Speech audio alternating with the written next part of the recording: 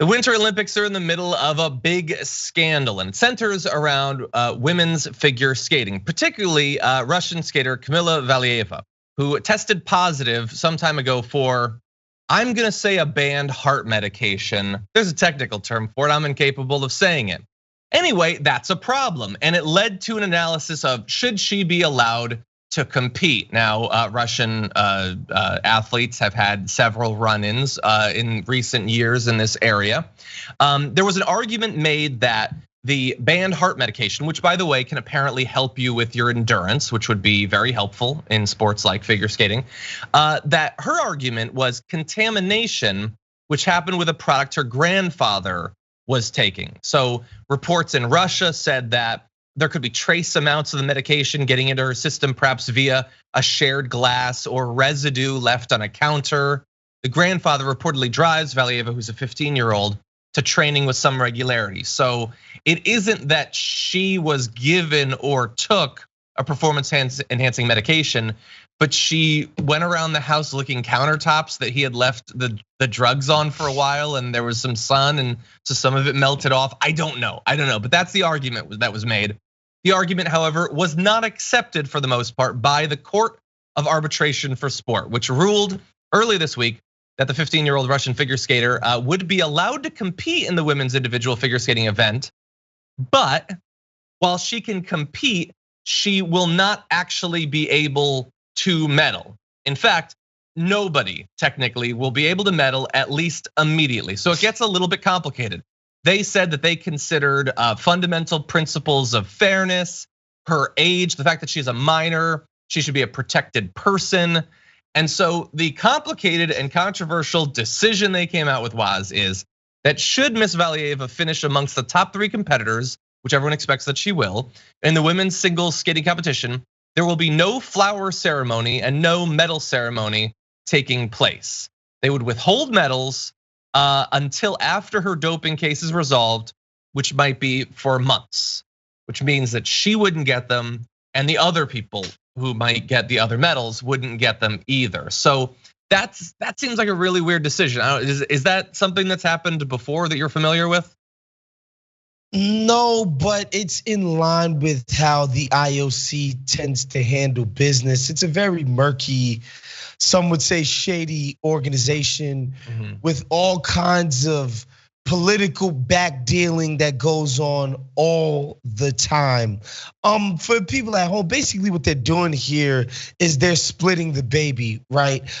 They don't want for somebody who is able to beat this case on appeal, as this young Russian skater, they're just like, look, if she's able to beat the case on appeal, at least she will have competed, and then we'll do a medal ceremony at the appropriate time, and then everything will be fine. Even though it's like the whole point of training for 4 years for the Winter Olympics is that you get to do this at the Olympics, at the medal podium at the Olympics. So it's kind of ridiculous. And it's like, they're saying, look, we want to protect the people who have not tested positive, but also if we've somehow made a mistake, we don't want to, completely shut this young woman out of her opportunity to earn medals. But again, if you're somebody who hasn't tested positive and this person's saying, oh, her stuff was contaminated, you don't want to hear that. It's not your fault. You came in, you were quote unquote clean, and you should be able to compete and not have your entire experience be tainted by this person's mess up. Exactly, yeah, 100%. And people are asking in the chat, well, like what if she comes in second? Shouldn't they still give away the gold? And I get why they wouldn't want to do that. They wouldn't want to split it up. But, and by the way, and like you raised so many good points about like she could be totally innocent. It could have been the counter thing that I sketched out. Sure, but she's probably not. But she probably took the drugs, or let's be fair, was given the drugs or potentially forced to take the drugs. But anyway, yeah, like you work for years to get there. It's not like everyone's gonna tune back in 3 months to watch the award ceremony. And I know that in the end, maybe it doesn't matter, but like not everybody gets to go to the Olympics like 5 times. Like you get that medal, that might be your only medal. It's such a big thing. And so I understand why there would be a lot of people frustrated with this. some former, including Olympic medal winning figure skaters have weighed in on this. So Una Kim, she won the women's individual event back in 2010. She put up an Instagram post saying, "Athlete who violates doping cannot compete in the game. This principle must be observed without exception. All players' efforts and dreams are equally precious." Johnny Weir, by the way, a two-time Olympian, said, "I can't condone the decision. There was a positive drug test. Therefore, the athlete who tested positive, at fault or not, regardless of age or timing of test and result, should not be allowed to compete against clean athletes." So that's their opinion. There is still, I guess, the possibility that she didn't do it, but I don't know. And maybe I'm biased. The fact that it's the Russian team, and we know that they have had a loose relationship with the rules. Was, what do you think? Yes, they don't have a clean slate here, or a spotty record. Like, their record is actually the opposite of constantly flouting the rules in this specific way, like using drugs to enhance their performance on the Olympic stage. Again, people need to understand how a ruling like this even gets rendered. Like, God only knows what type of phone calls or meetings were had in order for this to happen. And I think another thing that people are upset about is sort of the inconsistency of how they deal with doping. People will remember Sha'Carri Richardson, American sprinter. She ended up, testing positive for weed, but doing the opposite of this and not saying, I did not inhale. She basically was like, I did it because I was dealing with anxiety issues, the loss of loved ones, et cetera, et cetera. Yeah. And they just banned her. I'm also not a sports puritan. I tend to think we go a little bit over the top about this anti-doping, anti-drug stuff. Look, if somebody's taking a heart medicine that helps with their breathing and helps them, basically calm down better, yes, that's gonna help them be better at executing triple axels and whatever the case may be. But like, should skaters not be allowed to do this? Like, do we not want to see people perform as incredibly as they possibly can? Yeah, it is very weird what you're allowed to do and what you're not allowed to do. And those rules obviously change over time. I think in this case, like, some of these sports have such young athletes that I would be even more worried about things that can have a long-term impact on your heart. And that's why I think a lot of people are particularly frustrated with the idea that Russia's, and we don't know, maybe the counter theory is true, but maybe they are forcing athletes to take things that will do a great deal of damage to their bodies long term, because the country doesn't give a damn about their bodies long term. They want a little bit of international clout, and they don't care if Valieva is able to walk in 5 years. I don't know, I have no idea. But I think that's part of why people are worried. You're totally right to bring up the inconsistency, though.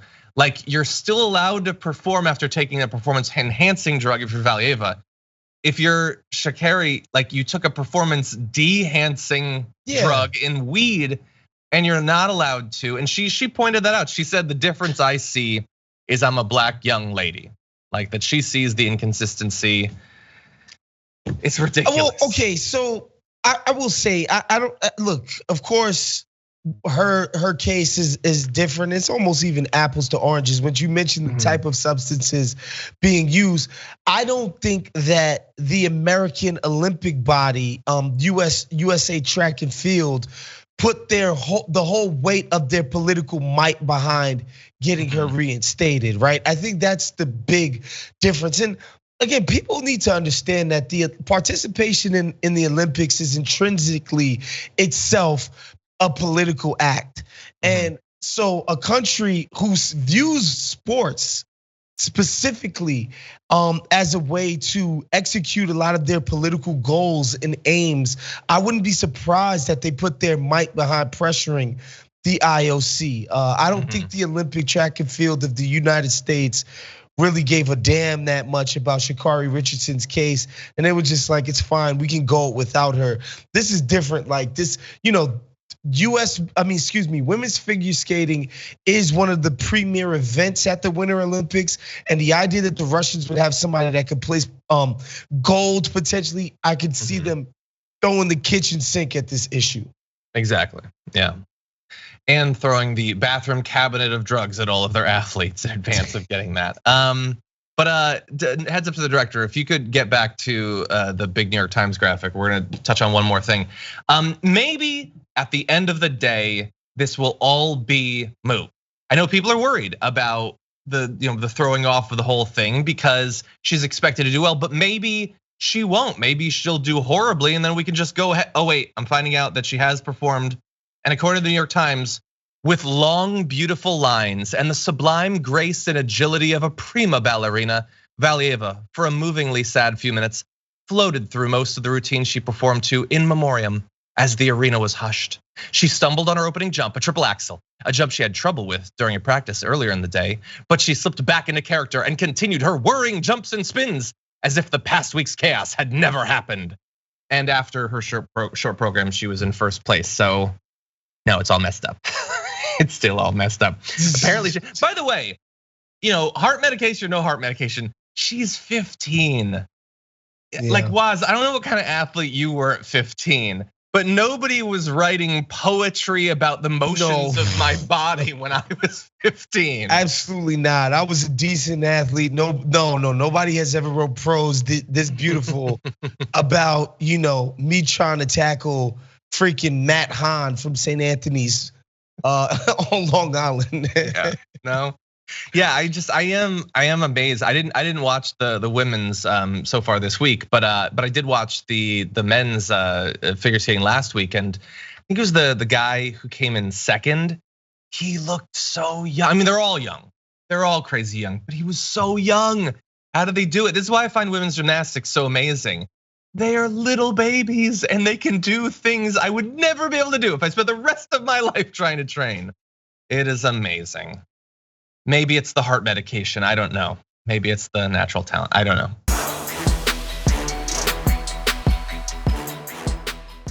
For more political news breakdowns, interviews, stories of activism, and me trying my hardest to care about the occasional big celebrity news story, subscribe to our YouTube channel at youtube.com/The Damage Report. And you can ring the bell wherever it is so you don't miss anything.